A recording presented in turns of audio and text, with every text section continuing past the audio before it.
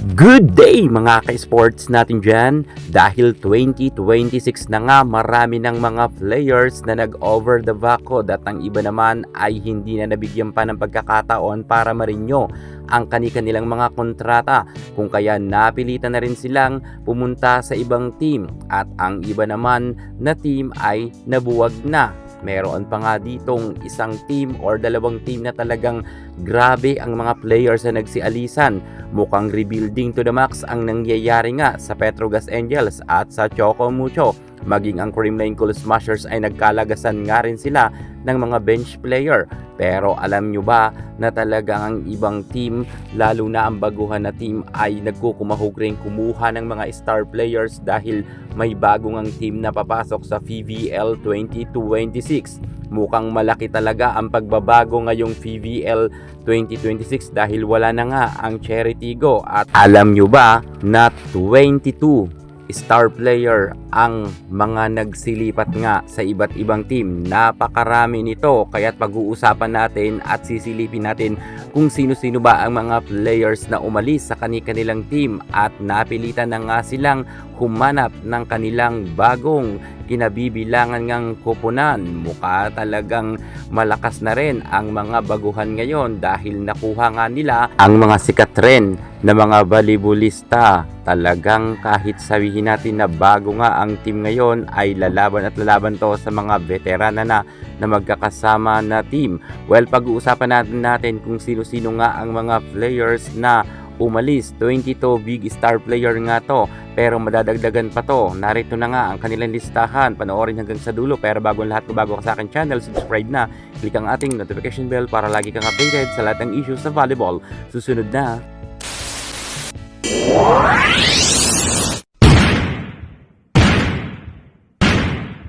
Kumapit na kayo dahil narito na nga ang 22 star player na mga umalis sa kanilang team.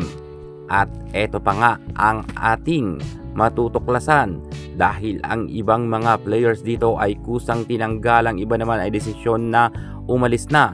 Unahin na nga natin dito si Pao Soriano na kung saan matagal ngang nanatili sa Creamline Cool Smashers 8 taon, pero ngayon umalis na nga siya sa Creamline. Kasabayan nga nito si Risa Mandapat na 8 taon rin na natili sa Creamline Cool Smashers, ngayon ay umalis na nga rin sa CCS. Maging ang ating Cherry Lunag, ang middle blocker na palaban, ay umalis na nga rin sa Choco Mucho.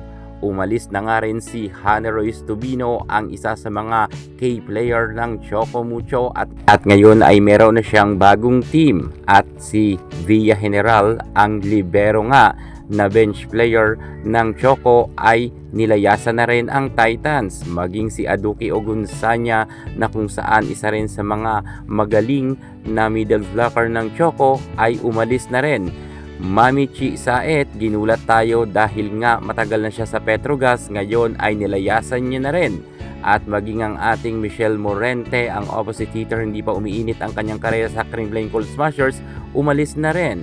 At ito ngang si Aiza Maiso Fontillas ay umalis na nga rin sa Petrogas Angels. Maging ito ngang si Judith Abil, ang opposite hitter libero at outside hitter ng Signal, ay umalis na rin.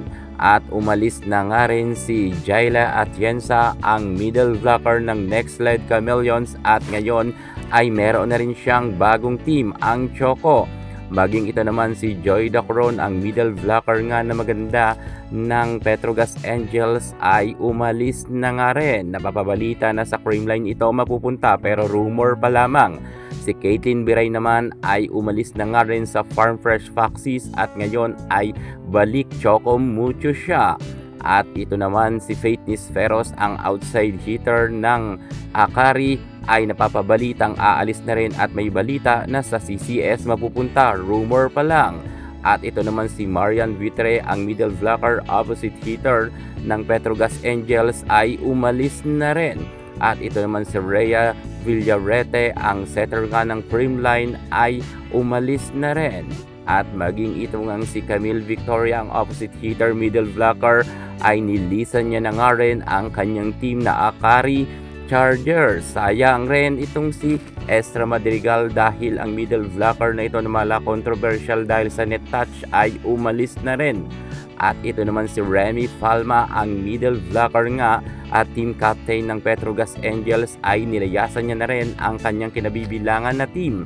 Maging ito man si Maji Mangulabnan, ang setter naman ng Next Led Chameleons, ay umalis na nga rin ito at meron na rin siya ngayon bagong team.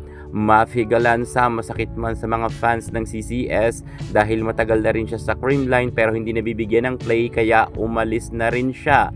At ito naman si Melo na ang opposite hitter outside spiker ay nagretiro na at wala na sa Next Led Chameleon. So yan nga mga ka-sports natin dyan, inyo na nakilala ang 22 star player na kung saan nga ay nagsialisa na at lumipat na sa kanilang mga bagong team. Nakakagulat nga to pero good luck na lang sa kanilang mga kinabibilangan ngayon na bagong team nila kung saan man sila napunta. Basta support lang tayo dahil nalalapit na nga ang PVL 2026 All Filipino Conference. Thank you so much. God bless.